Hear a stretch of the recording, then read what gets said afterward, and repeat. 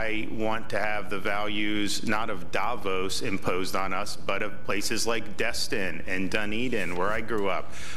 Things like the World Economic Forum, those policies are dead on arrival in the state of Florida. We are not going to go down that road.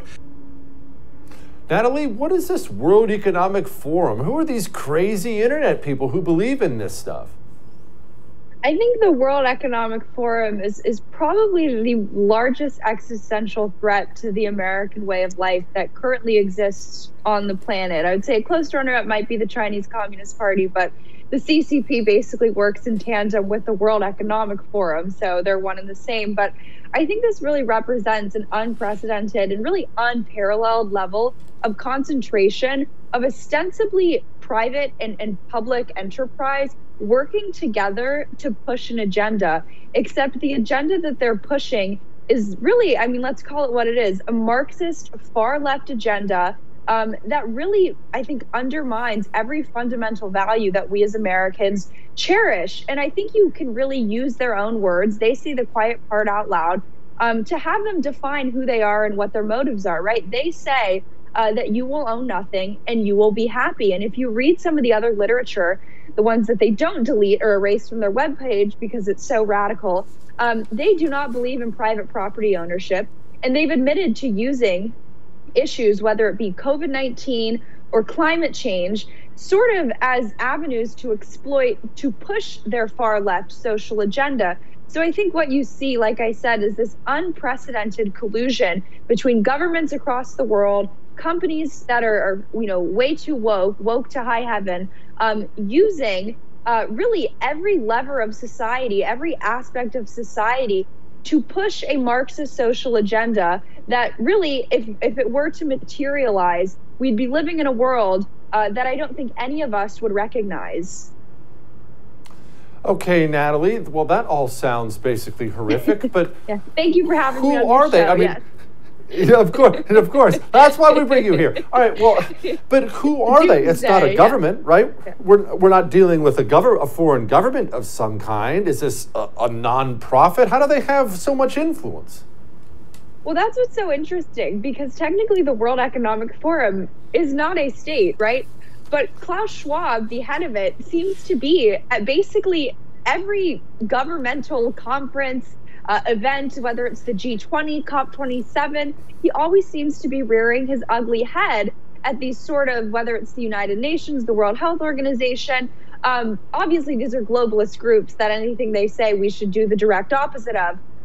But the fact that Klaus Schwab is there is very interesting. But I think it goes to what I was speaking about before. The World Economic Forum is very systematic in how it sort of curates and picks out leaders in various countries, all the way from the G20, more Western influential style countries, but also within China and even within developing countries in the third world like Africa. But they run a Young Global Leaders program, which, believe me, a lot of the people that you see on mainstream media networks, whether the talking heads or heads of state, that you probably can't bear because they're so ridiculously far left and support policies like digital identity tracking, social credit scores, carbon emission calculators, all of that crazy, crazy radical stuff.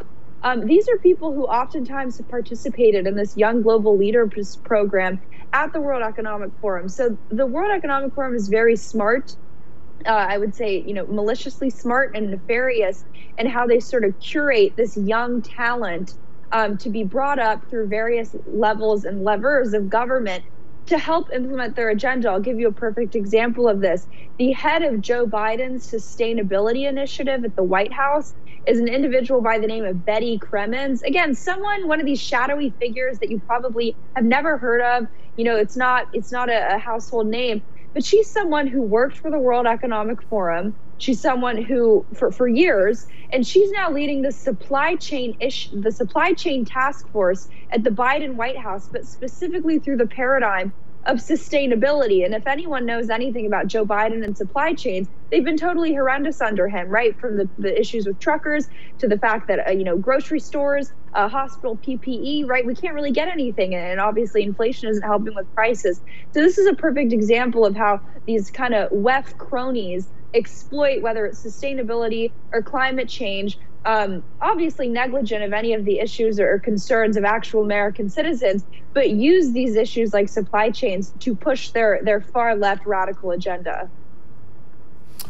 Should be noted, everyone, Klaus Schwab, born Germany, 1938, but that's neither here nor there. All right, I want to circle back to something you said in the beginning really quickly, Natalie, about you will own nothing and be happy. Okay, well, if you don't get to own anything, and I don't get to own anything, then who's supposed to own everything? Well, I think that's the, I would say, $1 million question, but I think in this case, it's a multi-trillion-dollar question. And I think the best answer to that are the people that I was talking about before, these sort of nebulous figures. I love the comparison of, the federal government running your life. It's like the DMV. These people are incompetent bureaucrats. It's the socialist state at its finest, but also at its worst. But I think it's people who really adhere to the World Economic Forum's far left social agenda, the idea that COVID-19 and climate change give them grounds to tell you how to live your life, to tell you that, oh, well, you've emitted too much carbon dioxide in this quarter, so you don't get to eat steak anymore. I mean, that's seriously some of the policy propositions and proposals that you see coming from people who are affiliated with the WEF. Obviously, there's the household names, people like Bill Gates, who are, of course, coincidentally buying up massive amounts of American farmland right now. Again, I think that's a perfect example of how you see what should be coming from Bill Gates as an investment to make money with farmland. That's not the case. He's using it to push a social agenda. So that's sort of the interesting thing, is that while it is about money with these people, I think they care more about power and more about being able to dictate your life from the mountaintops of Davos, as opposed to your local lawmakers and elected officials, and really even the American president having any say. I know it was Donald Trump who said, we will not surrender to the false song of globalism. But that's essentially what you see going on here, a ceding of, I think, national sovereignty to groups like the World Economic Forum, who work in concert with the World Health Organization and the United Nations.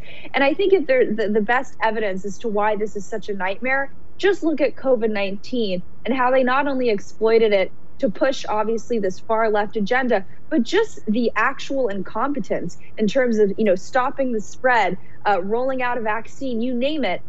They're just incompetent. And of course, there's an element of malfeasance too. But these people are ideologically driven.